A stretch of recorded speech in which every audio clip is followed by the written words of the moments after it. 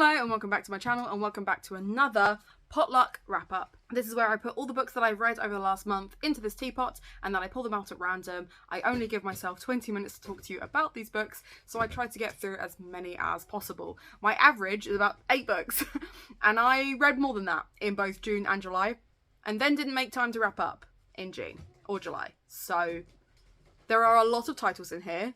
I'm not going to waste any more time. We're just going to jump straight in. Satisfying. The first book, like I said, my reading month has certainly turned around. It's more content making that's the issue now, but hopefully that will also change in August. So the first book that I will be wrapping up for you this month is Queen Takes Rose by Katie Roberts. I read this back in December. It says there, it says deck, but December. The Desperate Measures series is interesting. It's not for everybody. It is a BDSM collection of short stories by Katie Roberts. Queen Takes Rose is the last in that series. I've read them all now, which is terrifying, but a thing that I've done. So at least it's a series I can tick off. We're done. We're dusted. But Queen Takes Rose was not my favourite by any stretch. I think it was a really interesting dynamic between the characters, and I will say that regardless of the smut, which it is, it's smut, it's erotica, there's no getting around that. Regardless of that, it does have a really interesting take on internal conflict in relationships, which I approve of. I enjoy that. So it got 3. It was fine. Swiftly moving on. I think that was in exactly a minute of talking there.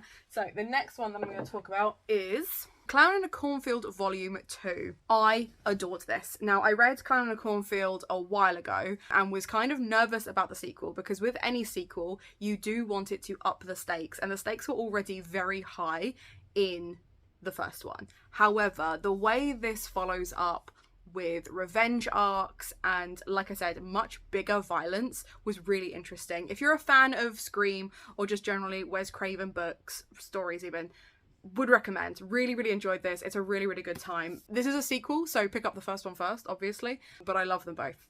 I love them both. I thought the characters' development in this was really interesting because obviously in this, they're not just teens, they are survivors. So I thought that made a really interesting dynamic to it. It got 4 stars. It was a good time. I will also say, I think I read that early doors this year too. Like I'm not entirely convinced that is a read from this year. That may well have been a read from last year. Okay, next.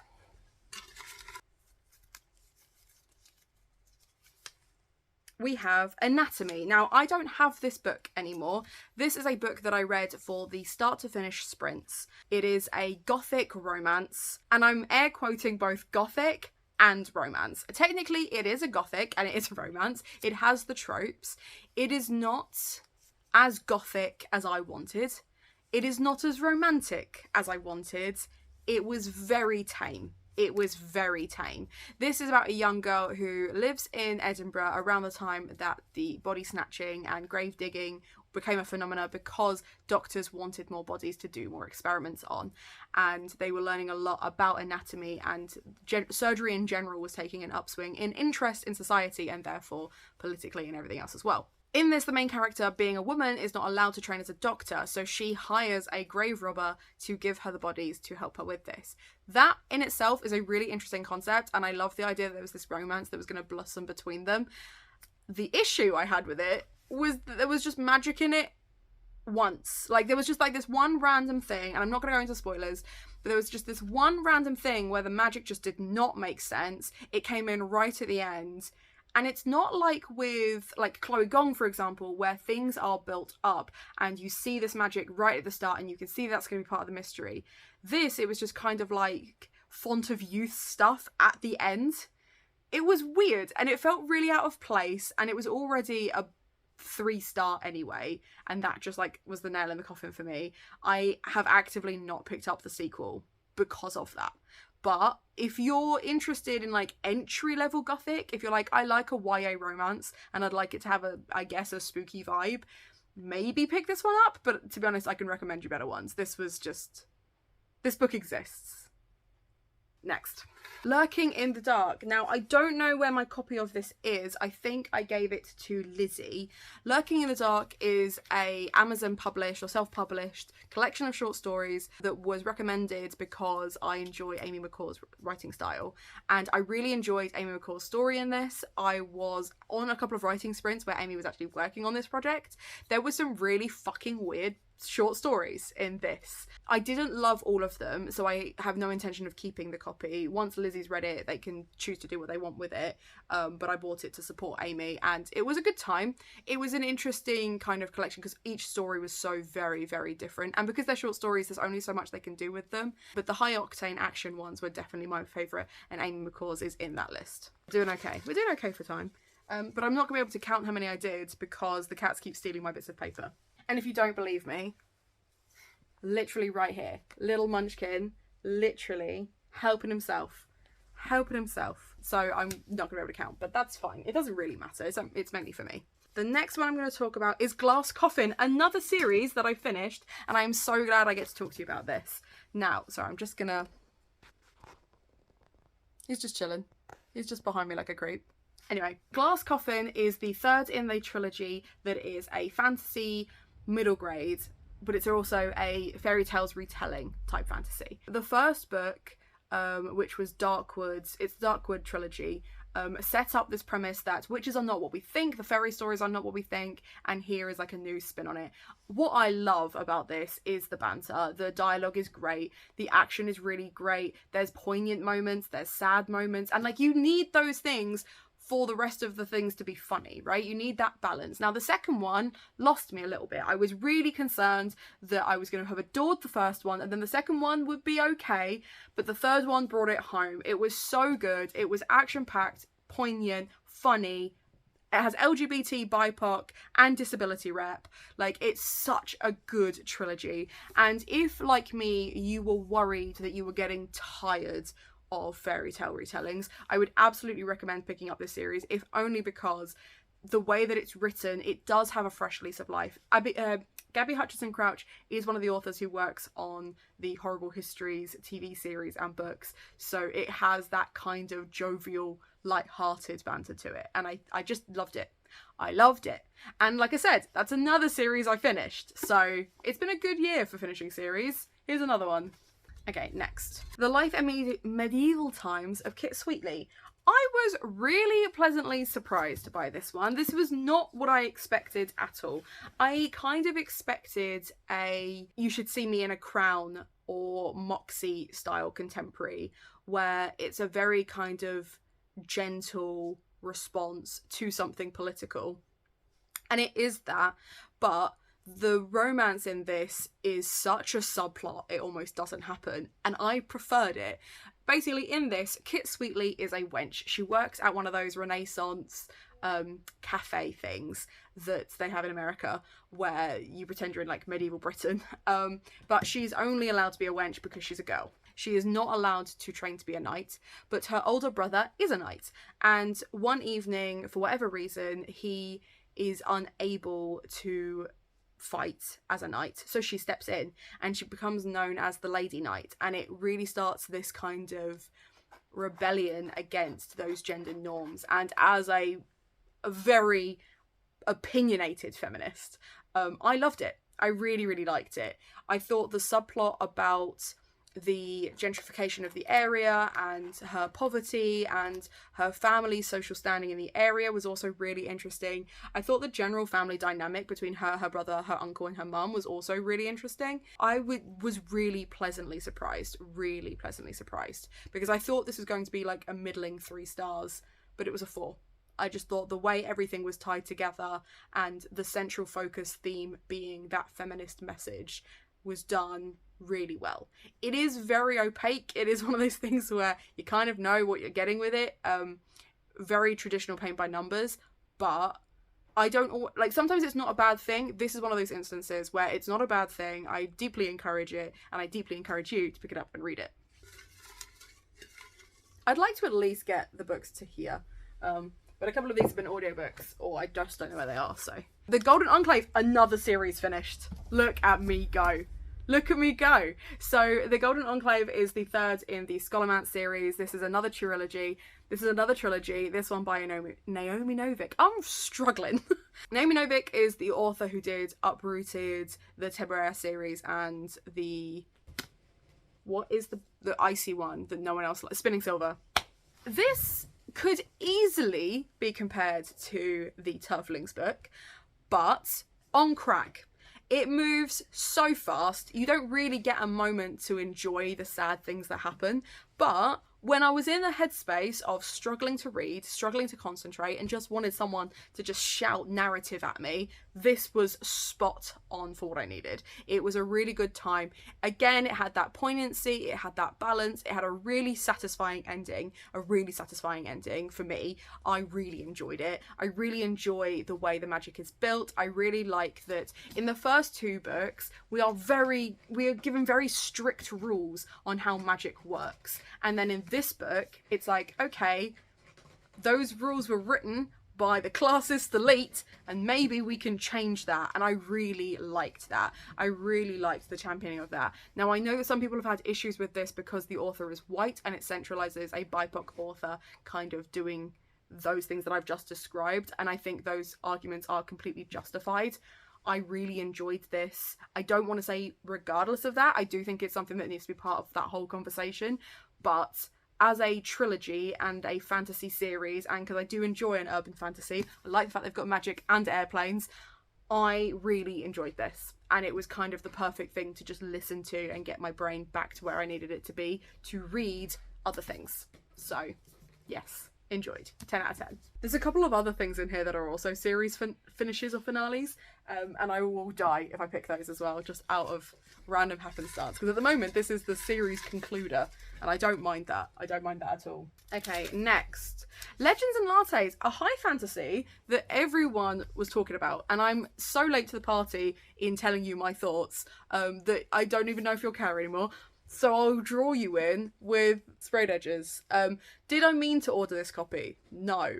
Is it a little wonky? Yes. Am I mad about it? No, on both accounts. Legends and Lattes reads like a contemporary but just has magic in it. Obviously the main characters are fictional creatures. They're an orc and a succubus. It's a really gentle story about this woman building up a business, but it has kind of D&D vibes to it in the fact that there's these like additional like subplot type things. I'm really intrigued to see what happens with the first one, because I feel like it's going to lean more on the fantasy side, just because it's going back into the main character's past before she has a coffee shop. And what I really liked about this is, if you've read Chocolat by Joanne Harris, it's essentially the same story. Basically, you have a female protagonist who is seen as an outsider for a variety of reasons, but also backs herself, being able to protect herself, making a thing that is far gentler than that around her and is seen as far more decadent than what other people are offering. There are issues in setting up this small business, but she has the perseverance and the know-how to make it a good business. There is also someone who has authority that doesn't want her to have it and doesn't want her to have this established business. They want more control than she is ready to relinquish, and they are trying to destroy her business because of it. Those are literally the same storylines of both Legends and Lattes and Chocolat by Joanne Harris. So if you enjoyed this, I would read the other, and vice versa. Like, if you're not a massive fantasy fan, but you like Chocolat, pick this up. You'll have a great time with it. And like, it was only when I just sat here in this moment, put two and two together, that those are the same thing. And now I'm starting to wonder if there are other books related to women in business where it's not like women in business books, but are fictional, that I've read and enjoyed. Because I feel like a little bit Kit Sweetly would count, and actually Golden Enclaves to a certain extent, except it's not like a business, but she is creating a new structure for societal development. So that was probably a stretch, but Kit Sweetly, she's literally trying to develop the business so that it's less sexist. It's not a small business per se, but I am wondering now what other books I have that are small business focused. And now that I've started thinking about it, I'm going to have to do a video on recommending books about women in business. That's going to have to happen now. You heard it here first. Okay, next. I might get to the end. I might. Who knows? Sailor Moon Volume 1. Where are you? Okay, I've moved it somewhere. That's really helpful. I read the manga, Sailor Moon Volume 1. It is very similar to the anime, because that's where they came from. It wasn't as good as I remember. I don't know why it wasn't as good as I remember. And I don't know where I've put it, because it should be in one of these baskets. And it isn't. So, it got 3 stars, but I'm committing to the series. I've got 2 and 3. If they both get 3 stars, I won't bother, but I have a strong suspicion they will do better. It is very kind of anime-y in the fact that each episode has like a conclusion arc. At the moment, they're just kind of collecting their friends, which is what happened at the start of that series, which is why it wasn't like groundbreaking, but it was a good time. Would recommend. And also, the fact that I can't find it is hilarious to me, because it should be here, and then I'd have reached the end of this row. But it isn't, and I don't know where it is, because it's not in the basket. How disappointing. Okay, next. We'll move on. Blackout is also not in this basket, because I've already unhauled it. I'm doing well. So Blackout is a collection of short stories, but it basically accumulates into one big story, which I really liked, because it's all set during a power outage in New York, and they are all individual love stories or contemporaries about romance. And I really enjoyed it. I thought it was a really interesting collection of different stories, different authors collaborating on this anthology that then became a fuller narrative. And there is one story that kind of threads through all of them, which I also really liked. I've got Whiteout on my shelves somewhere, which is essentially the same thing but through a snowstorm, and I'm here for it. So yes, really, really like that. Again, it's a collection of BIPOC authors, so if you don't have a very diverse shelf, that's a great place to start, because you can introduce yourself to new authors you may not have heard of before. I just want to fill this gap. I just want to fill it. And I've got just enough time for one more. Come on. That's a disappointing end. A disappointing end. I will say, controversially, this got 4 stars. It was a second attempt. Trying to read this as a hardback for me did not work. This is a unhaul from Lizzie, which she gave me because the sprayed edges are stunning. And so thank you, Lizzie. It was really hard. The writing style is very clunky. And I've talked before about how there is a difference between YA writers trying to write adult versus adult writers trying to write YA. And I feel like Holly Black is one of those authors who cannot make it across from one side to the other. Like, they just don't have the ability to write multiple ages. Their middle grades are fine. Their YA is fun. This felt clunky as hell. However, I will say that as an audiobook, not needing to spend time comprehending it, but just being given the story, much like Golden Enclaves, really worked for me as a reader.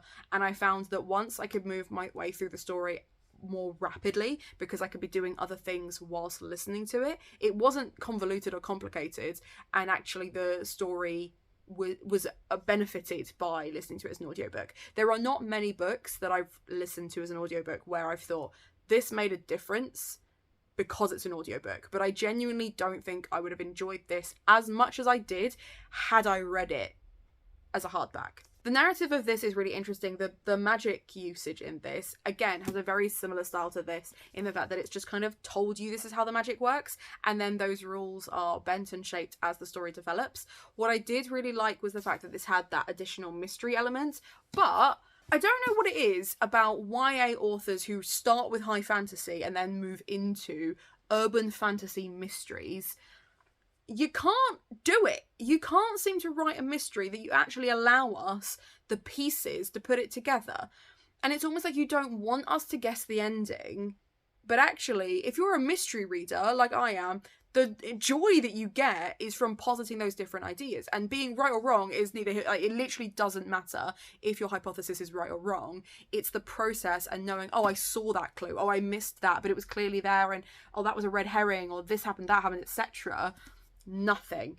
We just move from set to set to set, plot and clue to the next plot and clue, and then at the end there's this little bait and switch. That bothered me.